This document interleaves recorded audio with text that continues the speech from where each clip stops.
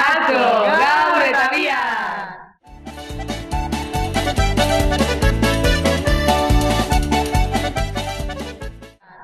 Kaixo entzule maiteok!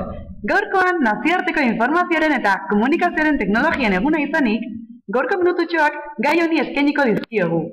Horretarako, bi irakaslei elkarrezketa egingo diogu teknologiak hezkuntzan izan duen eragina gertutik ezagutzeko asmo. Alde batetik Maritxu dugu, 45 urtez irakaskuntzan aritua. Egun on denoi. Eta bestetik nola ez, gaur egungo gotik lanean dabilen Lierni.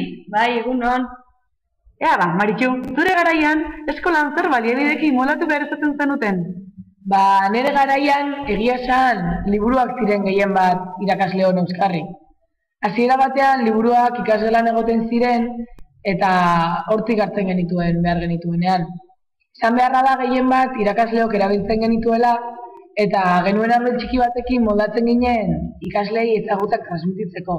Eta hortik aparte ezer gutxi genuen. Orduan, telebista eta ordenagailu agertu zirenean, hezkuntzan aurrera pauso izugarri izango zen, ezta? Bai, begira, gogoratzen naiz, irakaskuntzan hasi nintzenean, ikastolan telebista gela bat jartzea erabakizela. Eta hori izugarrizko guma izan zen guztiontzat. Hasieran asko gustatzen zitzaigun ideia hori onuragarria izango zela konturatzea. Izan ere, telebista ez genuen hezkuntzarekin lotzen eta oso zaila egin zitzaigun ikaslekin. Noiz eta nola erabili jakitea. Eta ordenagailu ez zer esango dizut, nire irakaskuntzaren azken urteetan hasi ziren sartzen, eta ni zeharo galduta ibili nintzen. Baina, badirudi orain ordenagailurik gabe ez direla bizi. Ez Maritxu, Lierni behintzat ezingo du ordenagailurik gabe bizi. Ez alda horrela Lierni?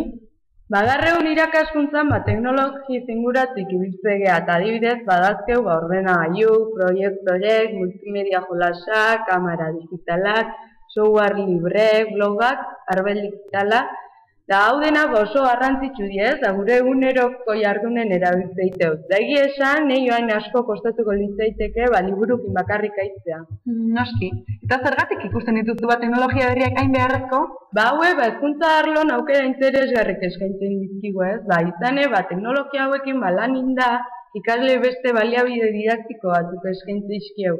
Eta gaur egun, nire iritziz behintzat mundua mugitu zoan ez teknologi berrin ingurun, teknologi berrik da hezkuntza non baitopatu behar dira. Primeran mila esker Lierni, eta baita zuri ere Maritxu. Entzun dituzte teknologia berrien lehena, eta oraina. Eta orain, zuri dagokizko gogoeta egitea. Eta bide batez ez, aztu hurrengo astean berriz ere hemen izango gaituzuela. Maile 2012ko eginiko iragarpenaren inguruko solasaldian. Mila esker, ondo izan, eta hurren arte! Bai,